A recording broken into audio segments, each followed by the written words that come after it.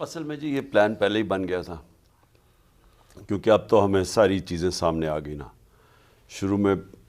کافی شک تھے کہ کیا ہو رہا ہے، ہمیں سمجھ نہیں آ رہی تھی۔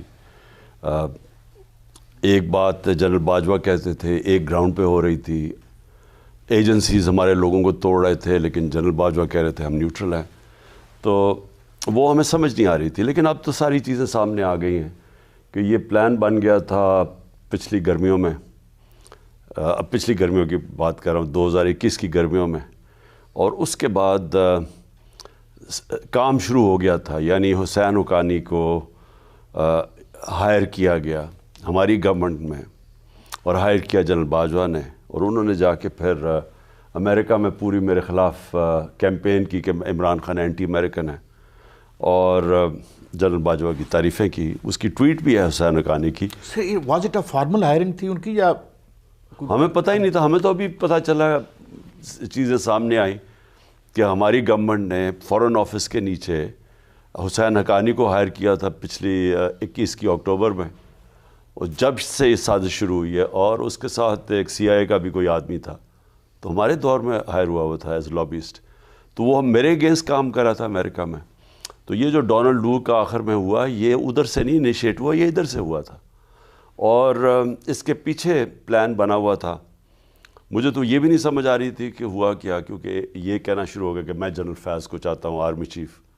میں نے تو کبھی سوچا ہی نہیں تھا پچھلی گرمیوں، یعنی 21 کی گرمیوں میں، کہ آرمی چیف اگلی نومبر میں 22 کی نومبر میں کون بنے گا۔ تو جو اور ان کے کنٹینڈرز تھے، وہ مجھے سنا کہ وہ میرے خلاف ہو گئے، جو جنرل فیض کی جگہ جنہوں نے بننا تھا،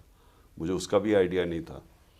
تو یہ ایک گیم چلی گئی جس کی مجھے پوری طرح سمجھ ہی نہیں آئی، تو آہستہ آہستہ بعد میں جب آپ دیکھتے ہیں تو آپ کو پھر سمجھ آنی شروع ہوئی کہ اس کے پیچھے ایک پورا پلان تھا، اور پلان یہی تھا کہ ان کو لے کے آنا ہے، شہباز شریف کو لے کے آنا ہے مجھے ہٹا کے۔ اور وہ پھر اب تو خیر واضح ہے کہ جو چیزیں سٹیپس لیے گئے، وہ کیسے ہمارے وہ لوگ بیپ اور MQM جو کنٹرول کرتے تھے یہ اسٹیبلشمنٹ، ان کو کیسے وہاں دھکیلا گیا۔ شاہ زین بگٹی جو کہ ان کے علاوہ کھانا نہیں کھاتا ان کی پرمیشن کے علاوہ، اس کو وہ جب وہ گیا تو ہمیں پورا واضح ہو گیا، تب ہمیں اینڈ میں واضح ہوا کہ یہ ان کا پلان بنا ہوا ہے ہمیں ہٹانے کا۔ اچھا خان صاحب، جنرل ایکسٹینشن کی باجوہ کے بعد آپ نے ان کے رویے میں کیا تبدیلی دیکھی جس سے آپ کو محسوس ہوا کہ یہ دوسری طرف بھی کوئی بات چل رہی ہے ان کی؟ دیکھیں، جب ایکسٹینشن ہو گئی نا، تو ایک جنرل باجوہ ایکسٹینشن سے پہلے تھے، ایک بعد میں تھے۔ جو ایکسٹینشن ہوگی تو میرے خیال میں انہوں نے پھر جو ووٹ پاس کروایا اسمبلی کے اندر، ساری ان پارٹیز کو ساتھ ملایا، اور نون لیگ کو خاص طور پہ آن بورڈ لیا، تو میرے خیال میں تب انڈرسٹینڈنگ ہو گئی تھی ان کی، اور ان کے سارے کیسز سے پیچھے ہٹ گئے۔ اس کے بعد، اس سے پہلے میں جب کہتا تھا کہ احتساب ہونا چاہیے، کیونکہ یاد رکھیں کیسز سارے پہلے کے بنے ہوئے تھے، یہ ہمارے دور کے نیب کے کیسز نہیں تھے، یہ 95% ان کے دور کے کیسز بنے ہوئے تھے۔ اسحاق ڈار ان کے دور میں بھاگا، نواز شریف کے بیٹے ان کے دور میں بھاگے، شہباز شریف کا داماد ان کے دور میں بھاگا، تو یہ کیسز تو سارے پہلے تھے، پینما کے کیسز بنے ہوئے تھے اور اس کے بعد بنے تھے۔ تو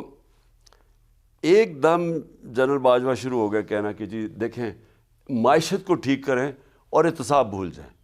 اور NRO کی باتیں شروع ہو گئی کہ جی یہ چھوڑیں، یہ آپ کیوں پڑے ہوئے ہیں، کیونکہ انہوں سمجھوتا ادھر ہو گیا تھا، ان کا سمجھوتا یہ تھا کہ کیسز سے پیچھے ہٹے۔ اچھا ہاں صاحب، گزارش یہ ہے کہ آپ تو اقتدار میں تھے، تو آپ کو اس وقت محسوس نہیں ہوا کہ اپوزیشن اس کو جنرل باجوہ صاحب کو کیوں ووٹ دے رہی ہے؟ آخر انہوں نے بھی تو کوئی ڈیل کی ہوگی نا۔ ہاں، یعنی سوچا تو صحیح تھا کہ یہ کیا ہوا کہ ساری اپوزیشن مل گئی، لیکن میں آپ کو بتاؤں میں جنرل باجوہ کو ٹرسٹ کرتا رہا، حالانکہ مجھے سائنس دوسرے بھی تھے، لیکن میں سوچتا تھا کہ جو اسٹیبلشمنٹ ہے وہ میری طرح سوچ رہی ہوگی، اس کا اسٹیک پاکستان میں ہے، اگر پاکستان جاتا ہے تو سب سے پہلے اسٹیبلشمنٹ کو نقصان ہوتا ہے، اگر کرپشن سے ملک بیٹھتا ہے تو اسٹیبلشمنٹ کو وہی درد ہوگی جو مجھے ہے کرپشن کی جنگ کے خلاف، کیونکہ ان لوگوں کے تو پیسے باہر پڑے ہیں، ان کے سٹیکس باہر ہیں، ان کے گھر باہر ہیں، ان کے علاج باہر ہیں، ان کے بچے باہر ہیں، ان کا سب کچھ باہر ہے، تو ان کا تو سٹیک ہی پاکستان میں نہیں ہے، جو دو بڑے خاندان ہیں جو 30 سال سے لوٹ رہے ہیں۔ تو میں یہ سمجھتا رہا کہ ان کی جو یہ میری ساتھی جنرل باجوہ بھی وہی سوچتے ہوں گے جو میں سوچ رہا ہوں، تو وہ کبھی اس کے خلاف گئے نہیں، وہ انڈیکیشن یہی دیتے رہے کہ ہاں میں بھی یہی ان کو برا بھلا کہتے تھے کہ بڑے کرپٹ ہیں یہ ہیں، مجھے ہمارے سے بولتے رہتے ہاں تھے. صاحب انہوں نے کہا کہ آپ نے کل بیان دیا ہے کہ جنرل باجوہ نے آخری ملاقات میں آپ کے ماضی سے متعلق کچھ باتیں کی، تو اس کے اور ان کے قریبی عزیزوں کے بارے میں بھی کچھ خاصی انفارمیشن مارکیٹ میں تھی، آپ کو اس قسم کی اطلاع تھی کہ وہ کیا کر رہے ہیں؟ وہ جو آخری میٹنگ تھی، آخری میٹنگ یہ تو خیر ابھی کب کی ہوگی، اگست کی میٹنگ ہوگی یا اگست کے قریب ہم آخری میری میٹنگ تھی جنرل باجوہ سے. تو انہوں نے عجیب بات کی، انہوں نے کہا آپ کے لوگوں کے پروفائلیں ہیں، آپ کے لوگوں کے آڈیوز ہیں ہمارے پاس، ویڈیوز ہیں، اور مجھے کہتے کہ آپ بھی پلے بوائے تھے. میں نے کہا میں تھا، میں نے تو کبھی نہیں کہا کہ میں کوئی فرشتہ تھا، میں تو ایک گناہ گار آدمی تھا. تو اللہ کا قرآن میں وہ کہتا ہے میں جب چاہوں کسی کو سیدھے راستے پہ لے گیا ہوں، رحمان اور رحیم ہے. لیکن میں نے سوال کیا، میں نے کہا کیا ہماری ایجنسیز کا یہ کام ہے کہ لوگوں کی بلیک میل کرنے کے لیے ان کے اوپر فائلیں بنائے جائیں تاکہ ان کو کنٹرول کر سکیں؟ تو یہ ایجنسیز اس لیے قوم پیسے خرچ کرتی ہے کہ ملک کی دفاع، یہ ملک کی دفاع ہو رہی ہے. تو میں تب بھی میں سمجھا کہ دیکھیں ان کا جو سوچ ہے نا وہ ایک ہمیں ہٹانے کے لیے جیسے ہمیں ہٹایا، اس کے بعد جب انہوں نے دیکھا کہ پبلک ان لوگوں کو مسترد کر گیا. میرے ساتھ پبلک اس لیے آئی کہ ان تینوں کی شکلیں دیکھ کے تو لوگوں کے اندر ایک غصہ آیا، لوگ جان گئے تھے ان لوگوں کو. تو اس وجہ سے ہماری اتنی مقبولیت ہونی شروع ہو گئی. تو جب جنرل باجوہ کو بھی یہ پتہ چلا تو ان کو ریورس کر لینی چاہیے تھی. جو مجھے حیرت ہوئی کہ انہوں نے اسی پالیسی پہ چلتے رہے، اور بجائے یہ کہ چینج کریں انہوں نے سختیاں کی، انہوں نے وہ قسم کا ظلم کیا جو اعظم سواتی سے کیا، جو شہباز گل سے کیا، جو صحافیوں سے کیا، جو ارشد شریف سے کیا. اور میرے اوپر کیسز کے اوپر کیسز ہر روز بننے شروع ہو گئے، اور یہ پھر آڈیوز نکلنی شروع ہو گئی. اور یہ آڈیوز تو یہ اب کس کے پرائم منسٹر کی سیکیور لائن کی کون ٹیپ کر رہا تھا؟ یہ آفیشل سیکرٹس ایکٹس کے خلاف ہے. میری اعظم خان کے ساتھ آڈیو نکل آئی، وہ تو ہمیں صرف ISI کر سکتی تھی. تو یہ شروع ہو گئے کام. یعنی حیرت یہ ہے کہ بجائے آپ چوروں کے خلاف کھڑے ہوں اور عوام کھڑی ہے جدھر،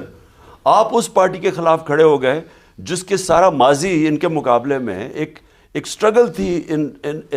کرپشن کے خلاف. ان کو ختم کرنے کی، سب سے بڑی پارٹی کو ختم کرنے کی کوشش کی.